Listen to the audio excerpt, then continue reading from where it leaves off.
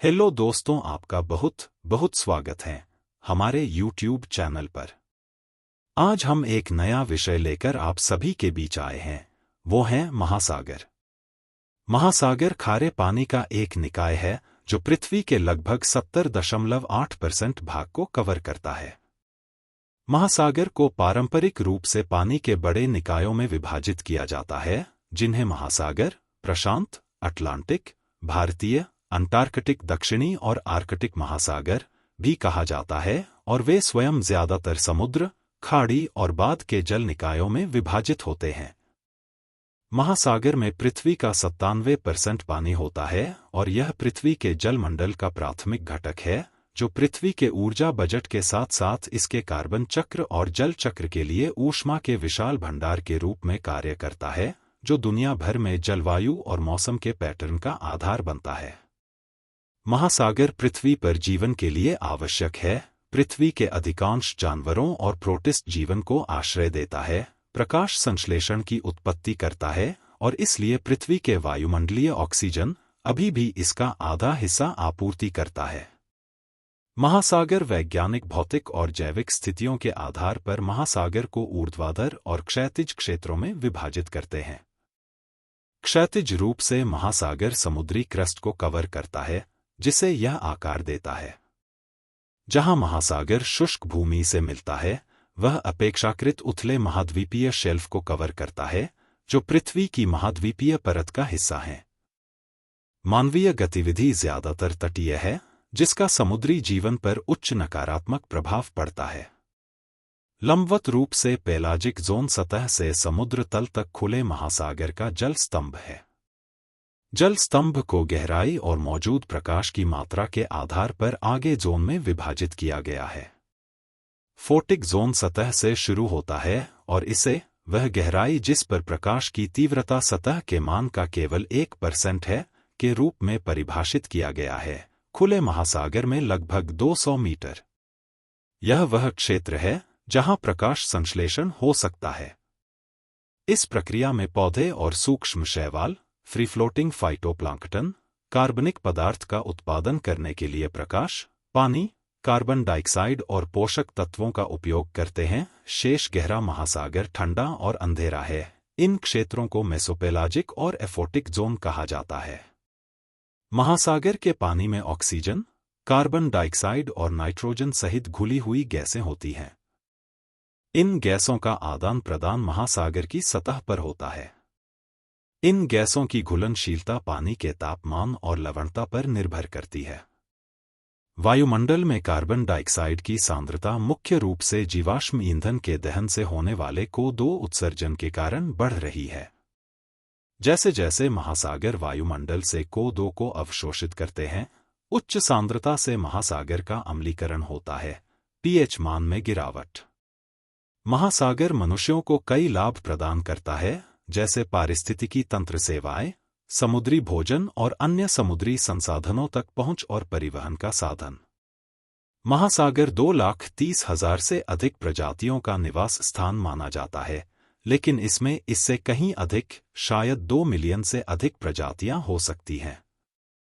फिर भी महासागर को कई पर्यावरणीय खतरों का सामना करना पड़ता है, जैसे समुद्री प्रदूषण, अत्यधिक मछली पकड़ना और जलवायु परिवर्तन के प्रभाव। इन प्रभावों में महासागर का गर्म होना, महासागर का अम्लीकरण और समुद्र का जलस्तर बढ़ना शामिल है। महाद्वीपीय शेल्फ और तटीय जल मानवीय गतिविधियों से सबसे अधिक प्रभावित होते हैं। पानी की उत्पत्ति। वैज्ञानिकों का मानना है कि पृथ्वी को बनाने वाली सामग्री में पानी की एक बड़ी मात्रा रही होगी। जब पृथ्वी अपने निर्माण के दौरान कम भारी थी, तो पानी के अणु पृथ्वी के गुरुत्वाकर्षण से अधिक आसानी से बच गए होंगे। इसे वायुमंडलीय पलायन कहा जाता है। ग्रहों के निर्माण के दौरान पृथ्वी पर संभवतः मैग्मा महासागर थे। इसके बाद आउटगैसिंग, ज्वालामुखी गतिविधि और उल्कापिंड के प्रभाव ने वर्तमान सिद्धांतों के अनुसार कार्बन डाइऑक्साइड, नाइट्रोजन और जल वाष्प का प्रारंभिक वातावरण बनाया। माना जाता है कि गैसें और वायुमंडल लाखों वर्षों में जमा हुए हैं। पृथ्वी की सतह के काफी ठंडा होने के बाद समय के साथ जल वाष्प संघनित हो गया होगा, जिससे पृथ्वी के पहले महासागर बन गए होंगे। शुरुआती महासागर आज की तुलना में काफी गर्म रहे होंगे और उच्च लौह सामग्री के कारण हरे दिखाई दिए होंगे। भूवैज्ञानिक साक्ष्य पृथ्वी पर तरल पानी के अस्तित्व के समय को सीमित करने में मदद करते हैं। पिलो बेसाल्ट, पानी के नीचे विस्फोट के दौरान बनने वाली एक प्रकार की चट्टान का एक नमूना इस्वा ग्रीनस्टोन बेल्ट से बरामद किया गया था और यह सबूत देता है कि 3.8 अरब साल पहले पृथ्वी पर पानी मौजूद था। क्यूबेक, कनाडा के नुव्वुवागिट्टुक ग्रीनस्टोन बेल्ट में एक अध्ययन के अनुसार 3.8 अरब साल पुरानी चट्टानें और दूसरे के अनुसार 4.28 अरब साल पुरानी चट्टानें इन उम्र में पानी की मौजूदगी के सबूत दिखाती हैं। अगर महासागर इससे पहले भी मौजूद थे, तो कोई भी भूवैज्ञानिक सबूत या तो अभी तक खोजा जाना बाकी है या तब से क्रिस्टल रीसाइक्लिंग जैसी भूवैज्ञानिक प्रक्रियाओं द्वारा नष्ट हो गया है। हालांकि अगस्त 2020 में शोधकर्ताओं ने बताया कि ग्रह के निर्माण की शुरुआत से ही पृथ्वी पर महासागरों को भरने के लिए पर्याप्त पानी हमेशा मौजूद रहा होगा। इस मॉडल में वायुमंडलीय ग्रीनहाउस गैसों ने महासागरों को जमने से बचाया जब नए बनने वाले सूर्य की चमक वर्तमान चमक का केवल 70% थी। महासागर निर्माण। पृथ्वी के महासागरों की उत्पत्ति अज्ञात है। माना जाता है कि महासागरों का निर्माण हेडियन युग में हुआ था और संभवतः वे जीवन के उद्भव का कारण रहे होंगे। प्लेट टेक्टोनिक्स, हिमनदों के बाद की वापसी और समुद्र के स्तर में वृद्धि लगातार विश्व महासागर की तटरेखा और संरचना को बदलती रहती है। पृथ्वी पर एक वैश्विक महासागर युगों से किसी न किसी रूप में मौजूद है। अपने निर्माण के बाद से महासागर ने कई परिस्थितियां और आकार लिए हैं, जिसमें कई पिछले महासागर विभाजन शामिल हैं और संभावित रूप से कई बार पूरे विश्व को कवर किया है। ठंडी जलवायु अवधि के दौरान अधिक बर्फ की टोपियां और ग्लेशियर बनते हैं और वैश्विक जल आपूर्ति बर्फ के रूप में इतनी जमा हो जाती है कि जल चक्र के अन्य भागों में मात्रा कम हो जाती है। गर्म अवधि के दौरान इसका उल्टा होता है। पिछले हिमयुग के दौरान ग्लेशियरों ने पृथ्वी के लगभग 1/3 भूभाग को कवर किया था, जिसके परिणामस्वरूप महासागर आज की तुलना में लगभग 122 मीटर 400 फीट कम थे। लगभग 1,25,000 साल पहले आखिरी वैश्विक गर्मी के दौरान समुद्र अब की तुलना में लगभग 5.5 मीटर 18 फीट ऊंचे थे। लगभग 3 मिलियन साल पहले महासागर 50 मीटर 165 फीट तक ऊंचे हो सकते थे। भूगोल। पृथ्वी के 97% पानी को समाहित करने वाला संपूर्ण महासागर पृथ्वी की सतह के 70.8% हिस्से पर फैला हुआ है, जो इसे पृथ्वी का वैश्विक महासागर या विश्व महासागर बनाता है। यह पृथ्वी को इसके जीवंत जलमंडल के साथ एक जलीय दुनिया या महासागरीय दुनिया बनाता है, विशेष रूप से पृथ्वी के प्रारंभिक इतिहास में जब महासागर ने संभवतः पृथ्वी को पूरी तरह से कवर किया था। महासागर का आकार अनियमित है, जो पृथ्वी की सतह पर असमान रूप से हावी है। इससे पृथ्वी की सतह का जल और भूमि गोलार्ध में भेद होता है, साथ ही महासागर का विभिन्न महासागरों में विभाजन होता है। समुद्री जल लगभग 361,000,000 वर्ग किलोमीटर 139,000,000 वर्ग मील क्षेत्र में फैला हुआ है और महासागर की दुर्गमता का सबसे दूर का ध्रुव, जिसे पॉइंट निमो के नाम से जाना जाता है, दक्षिण प्रशांत महासागर के अंतरिक्ष यान कब्रिस्तान के रूप में जाने जाने वाले क्षेत्र में 4852.6 S 123.6 W पर स्थित है। यह बिंदु निकटतम भूमि से लगभग 2688 किलोमीटर 1670 मील दूर है।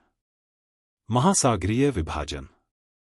महासागर को विभाजित करने के लिए अलग अलग प्रथाएं हैं और इन्हें समुद्र, खाड़ी, खाड़ी, खाड़ी और जलद भूमध्य जैसे छोटे जल निकायों द्वारा विभाजित किया जाता है।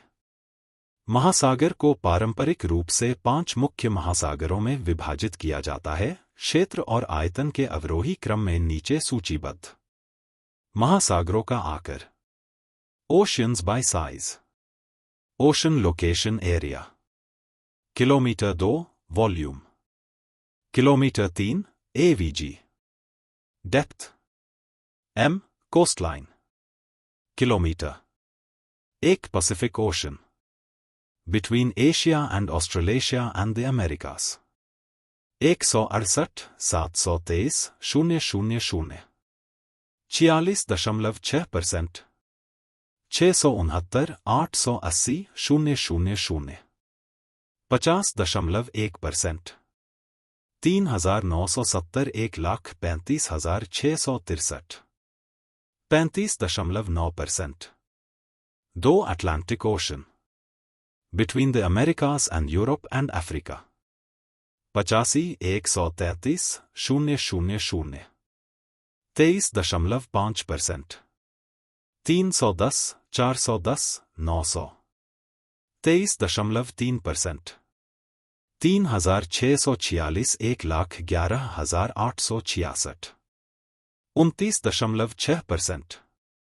3 Indian ocean between southern Asia, Africa and Australia. 70,560,000 19.5%। 264,000,000 19.8%। 3,741 66,526 17.6%। 4 Antarctic southern ocean between Antarctica and the Pacific, Atlantic and Indian Oceans.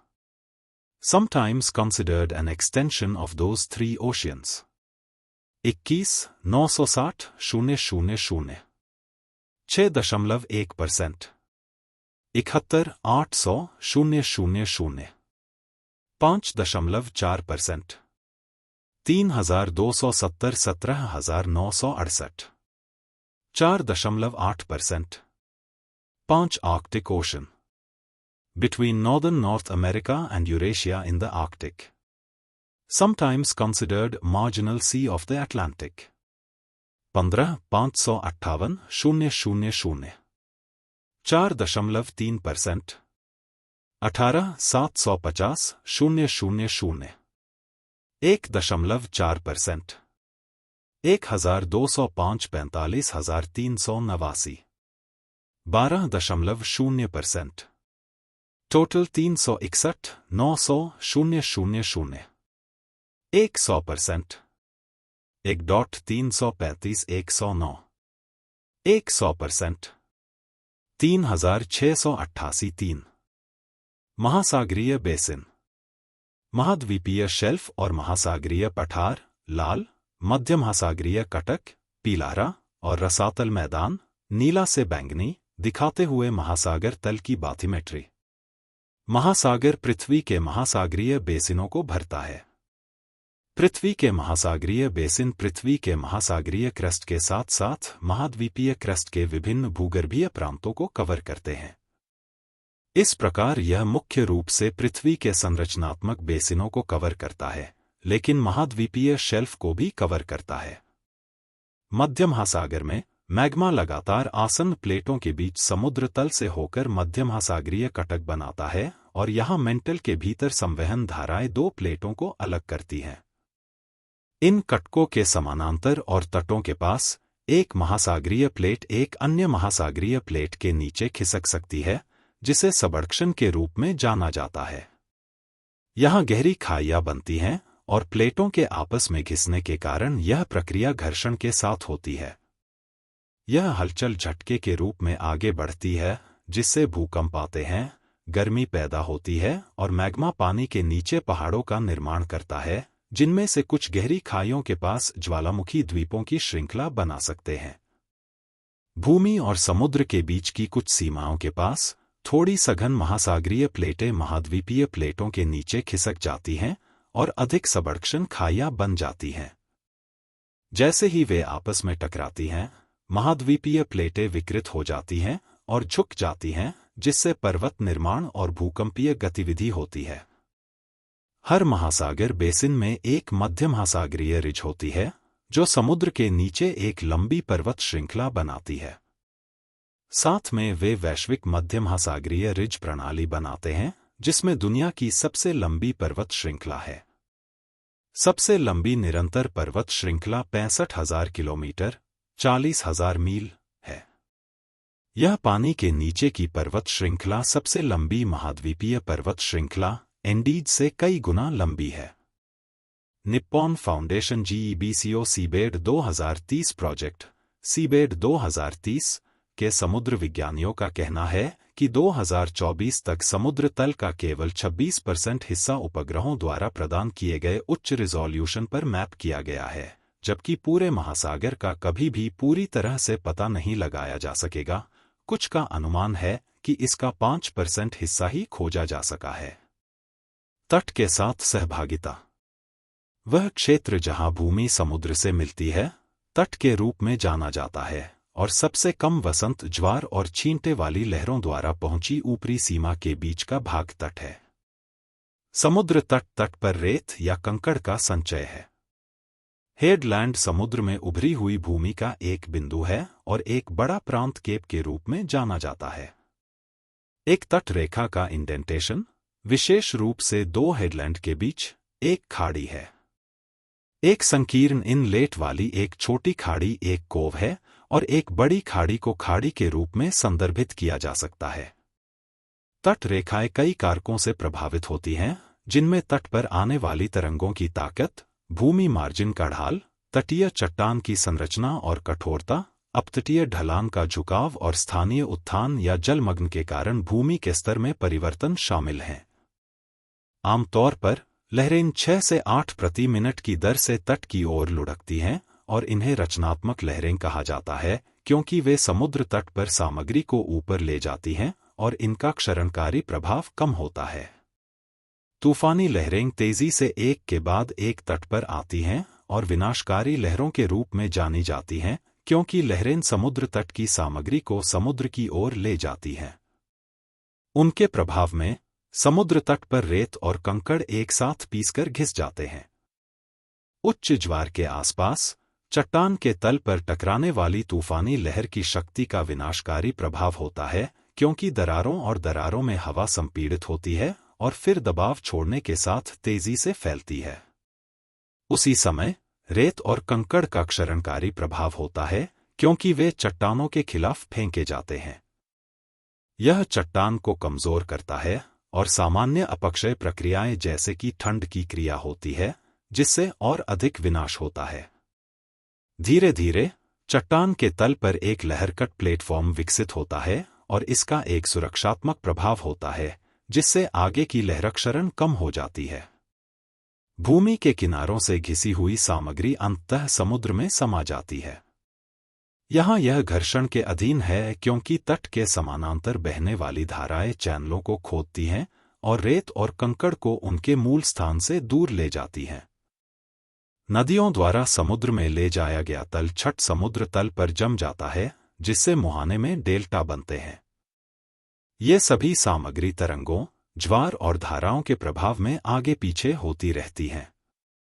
Dredging सामग्री को हटाती है और चैनलों को गहरा करती है, लेकिन तटरेखा पर कहीं और अप्रत्याशित प्रभाव हो सकते हैं। सरकारें ब्रेकवाटर, सी वॉल, डाइक और लेवी और अन्य समुद्री सुरक्षा के निर्माण के माध्यम से भूमि की बाढ़ को रोकने का प्रयास करती हैं।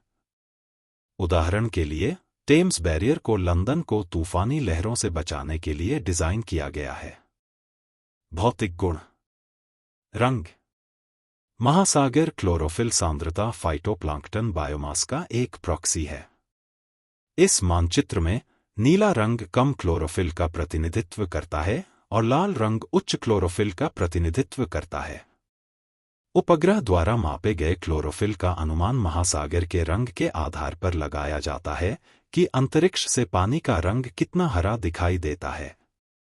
अधिकांश महासागर का रंग नीला है, लेकिन कुछ स्थानों पर महासागर नीला हरा या यहां तक कि पीला से भूरा भी है।